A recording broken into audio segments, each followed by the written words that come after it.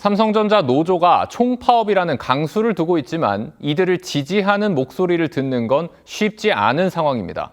노동운동의 가치인 연대와 상생은 온데간데 없고 오로지 수억 원대의 성과급에만 골몰하고 있다는 지적까지 나옵니다. 공건 기자가 보도합니다. 삼성전자 노조의 파업에 대해 시민들의 의견을 들어봤습니다. 본인의 성과급이 낮다고 해서 파업까지 하는 거는 약간 동감하거나 이해하기 어려운 사항이 아닌가. 직원들이 기여를 했으니까 탈감이 들 것 같긴 해요. 이 부분이 적은 돈은 아니니까. 전문가들도 삼성전자 노조가 노동운동의 핵심인 연대를 저버린 채 막대한 성과급을 독식하려는 태도를 보이고 있다고 지적했습니다. 성과급의 일부를 우리 노동시장 약자나 아니면 하청, 협력업체, 지역사회 등등으로 사회연대적인 분배로 해나가는 그런 내용을 의제로 다룬다는 얘기를 못 들었는데, 실제로 노조의 협상안에는 하청업체나 비정규직 처우 개선이나 지역사회 기여 등에 관한 내용은 없는 것으로 알려졌습니다. 심지어 반도체 분야에 치중된 성과급 요구로 한 달 새 4천 명이 노조를 탈퇴했고 다른 2개 노조와도 불협화음을 내고 있습니다. 노조가 막대한 성과급을 원한다면 불황기의 저임금과 실업도 감수해야 한다는 의견과 함께 현금 지급보다는 주식 기반 보상 제도가 정착돼야 한다는 지적도 나왔습니다. 한국노총마저 정부의 긴급 조정권은 부적절하다면서도 노조가 특정 집단의 이해를 대변하는 데 그쳐선 안 된다며 쓴소리를 했습니다. TV조선 공건입니다. 그런가 하면 삼성전자 노조의 내부 갈등은 격화하고 있습니다. 가전 분야인 DX 부문 조합원들이 대표 노조의 파업을 막아달라며 법적 대응에 나선 가운데 실망한 조합원들의 탈퇴 행렬도 이어지고 있습니다. 장동욱 기자가 보도합니다. 삼성전자 과반 노조인 초기업 노조 조합원들이 모인 메신저 채팅방입니다. DX 부문 일부 조합원들이 어제 법원에 낸 파업 금지 가처분 신청을 지지한다며 법적 대응 모금에 동참했다는 메시지가 줄을 잇습니다. 성과급 교섭과 총파업을 주도하는 지도부에 맞서 내부의 반대 목소리가 본격적으로 터져나온 겁니다. 저희가 생각하다고 한 초기업 노조에 위법한 행위들이 있습니다. 그 부분이 법률적으로 문제가 있는지 없는지. 갈등의 핵심은 성과급입니다. 노조의 성과급 요구안이 반도체 부문에만 치중되자 DX 부문 조합원들의 누적된 불만이 폭발했습니다.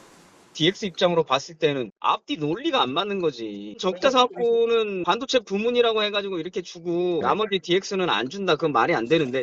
DX 부문 조합원들이 집단 행동에 나서면서 당초 3개 노조가 연대했던 총파업 전선도 동력을 잃고 있습니다. 3대 노조인 동행노조는 전체 임직원의 이익을 위한 안건이 무시당했다며 공동 전선에서 이탈했습니다.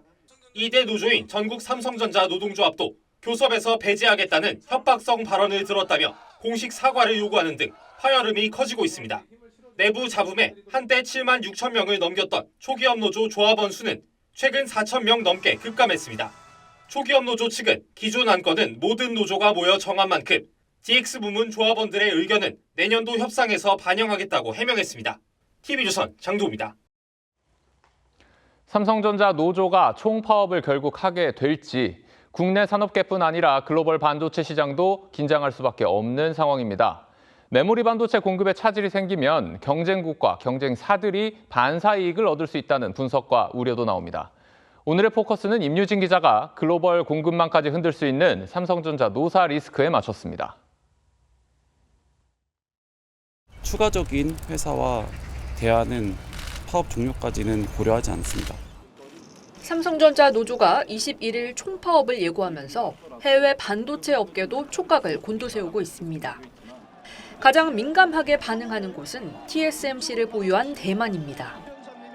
대만 언론들은 삼성 노사 협상 상황을 실시간으로 전하며 파장에 주목하고 있습니다. 他们挥舞旗帜，要求7%的加薪，并废除奖金上限。尽管三星受惠 AI 浪潮，首季获利预估将大幅成长。 대만 매체는 삼성전자 파업으로 메모리 공급량이 3%가량 줄면 대만 업체들이 반사이익을 얻을 수 있다고 분석했습니다. 삼성 고객사들이 다른 공급처를 찾을 수 있다는 겁니다. 중국 언론도 파업 가능성을 주목하고 있습니다. 한 중국 매체는 삼성 파업이 중국 메모리 업체들의 신이 내려준 기회가 될 수 있다고 보도했습니다. 다만 경쟁국들이 마냥 웃을 수만은 없습니다. AI 반도체는 메모리와 파운드리가 함께 움직이는 구조입니다. 삼성 메모리 공급이 흔들리면 AI 서버와 GPU 공급망 전체에도 부담이 생길 수 있습니다. 국내에 진출한 미국 기업들도 공급망 불안을 걱정하고 있습니다. 주한미군 상공회의소는 삼성전자 파업이 글로벌 공급망 안정성과 한국의 장기 투자 경쟁력에 부정적 영향을 줄 수 있다고 경고했습니다. 더 큰 문제는 생산 차질 이후입니다. 한번 공급 불안 이미지가 생기면 글로벌 고객사들은 공급처를 다시 계산하게 됩니다. HBM과 고성능 D램 경쟁이 치열한 상황에서 SK하이닉스와 마이크론이 AI 메모리 시장에서 입지를 더 넓힐 수 있다는 분석도 나옵니다. 만약에 사회가 아무런 질책을 하지 아니하고 노조가 이런 행동을 계속한다면 글로벌 공급망에서 삼성이 퇴출될 수도 있다. 얼마든지 대안은 존재하거든요. 총파업까지 남은 시간은 닷새. 노사 갈등의 여파가 한국 반도체 경쟁력으로 번질 수 있다는 우려가 커지고 있습니다. TV조선 임유진입니다.